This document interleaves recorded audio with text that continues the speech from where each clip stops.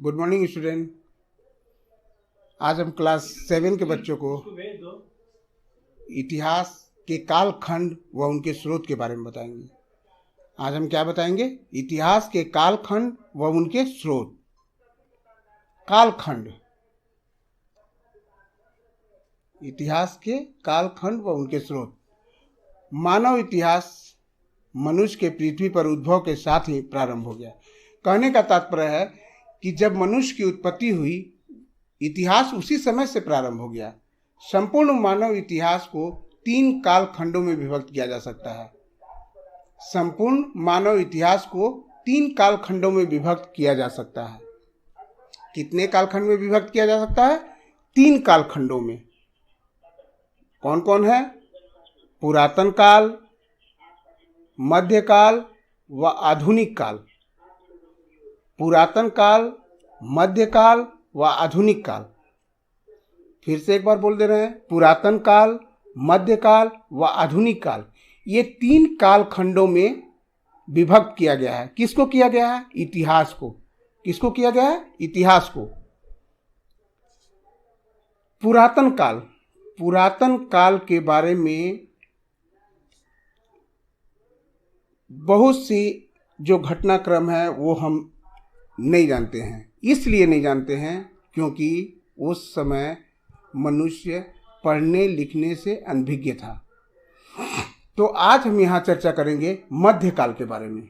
आज हम किसकी चर्चा करेंगे? मध्यकाल के बारे में। 3 कालखंड जो होता है, पुरातन काल, मध्यकाल व आधुनिक काल। तो आज हम चर्चा करेंगे मध्यकाल का, क्योंकि पुरातन काल का लिखित साक्ष्य नहीं है। इसलिए हम अभी चर्चा कर रहे हैं मध्यकाल का। मध्यकाल में मध्य शब्द का अर्थ होता है बीच। मध्यकाल में मध्य शब्द का अर्थ होता है बीच। इस प्रकार यह काल पुरातन व आधुनिक काल के बीच होने वाली घटनाओं का संकलन है।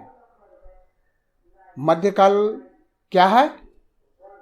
पुरातन काल व आधुनिक काल के बीच में होने वाली घटनाओं का संकलन है। अब आधुनिक काल, आधुनिक काल जो अभी वर्तमान काल जो हम जिसमें हम हैं, जो घटित हो रहा है, वो हुआ आधुनिक काल। तो हम यहाँ पुरातन काल को छोड़ दे रहे हैं, मध्यकाल को ही आज पढ़ाएंगे। भारतीय इतिहास में 8वीं से 18वीं शताब्दी के मध्य का समय मध्यकाल कहलाता है। भारतीय इतिहास में 8वीं से 18वीं शताब्दी के मध्य का समय मध्यकाल कहलाता है। मध्यकाल कब से कब तक होता है? 8वीं से 18वीं शताब्दी। शताब्दी को इंग्लिश में सेंचुरी भी बोलते हैं। भारतीय इतिहास में 8वीं से 18वीं शताब्दी के मध्य का समय क्या कहलाता है? मध्यकाल।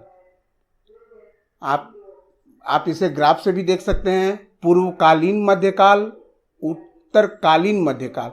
यानी कि मध्यकाल को भी 2 भागों में बांटा गया है। मध्यकाल को भी 2 भागों में बांटा गया है।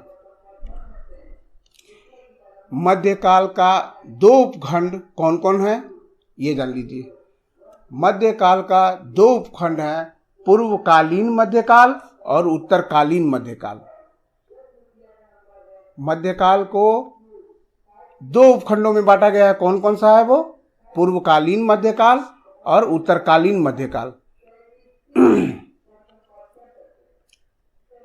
भारतीय इतिहास में पूर्वकालीन मध्यकाल से तात्पर्य है, कहने का मतलब है कि जो पूर्वकालीन मध्यकाल है वो 8वीं से 13वीं शताब्दी के बीच का समय था। पूर्वकालीन मध्यकाल, पूर्वकालीन मध्यकाल जो था वो 8वीं से 13वीं शताब्दी के बीच का समय था।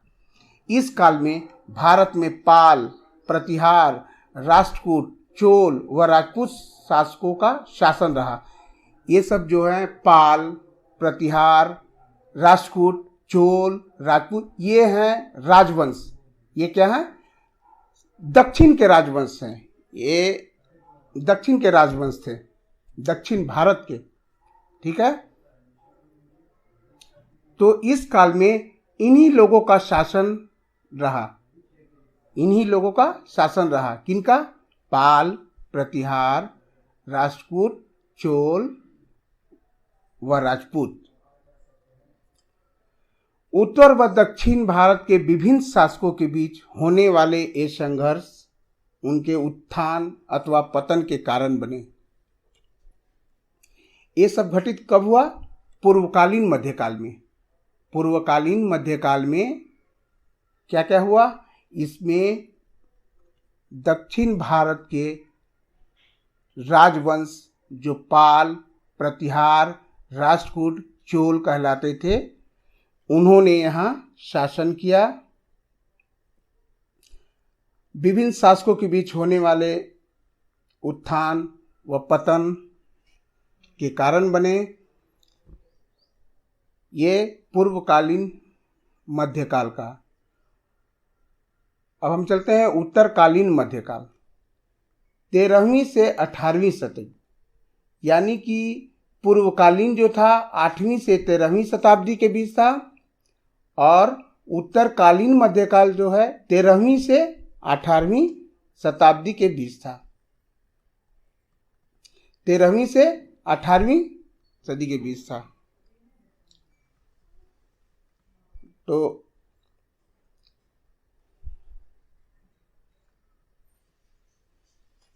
इस काल में भारत ने अनेक विदेशी आक्रांताओं का मतलब क्या होता है? आक्रमणकारी। इस काल में भारत ने अनेक विदेशी आक्रांताओं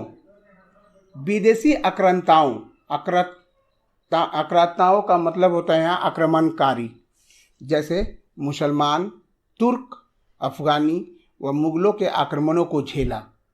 इस काल में भारत ने अनेक विदेशी आक्रांताओं जैसे मुसलमान, तुर्क, अफगानी व मुगलों के आक्रमणों को झेला।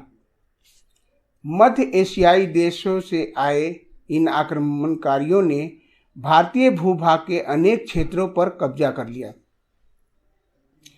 इन शासकों के शासनकाल में भारत के राजनीतिक, आर्थिक, सामाजिक व सांस्कृतिक जीवन पर इस्लामी रीति रिवाजों का गहरा प्रभाव पड़ा। ये इस्लामिक रीति रिवाजों पर गहरा प्रभाव पड़ा। ये उत्तरकालीन मध्यकाल का सबसे बड़ा महत्वपूर्ण बात है। इस काल में बहुत से विदेशी आक्रमणकारियों, मुसलमान, तुर्क, अफगानी, मुगल के आक्रमणों को झेला। कौन झेला? भारत ने झेला। किसने झेला? भारत ने झेला। मध्य एशिया से आए इन आक्रमणकारियों ने भारतीय भूभाग पर भी कब्जा कर लिया था। और इसी काल में सामाजिक व सांस्कृतिक जीवन पर भी इस्लामी रीति रिवाज का गहरा प्रभाव पड़ा। तो आज हम लोगों ने कालखंड पढ़ा। कालखंड इतिहास को 3 कालखंडों में बांटा गया है: पुरातन काल, मध्यकाल और आधुनिक काल। और कालखंड में आज हम लोग पढ़े मध्यकाल। आज हम लोगों ने क्या पढ़ा? मध्यकाल। तो आज बस इतना ही। और आज फिर प्रश्नों को आप लोग लिख लें। पहला प्रश्न है, भारतीय इतिहास में पूर्वकालीन मध्यकाल से क्या तात्पर्य है? भारतीय इतिहास में पूर्वकालीन मध्यकाल से क्या तात्पर्य है? दूसरा प्रश्न है, इतिहास को कितने कालखंडों में विभक्त किया गया है? इतिहास को कितने कालखंडों में विभक्त किया गया है? तीसरा प्रश्न है, भारत ने अनेक विदेशी आक्रमणकारियों के आक्रमण को किस काल में झेला है? आज बस इतना ही।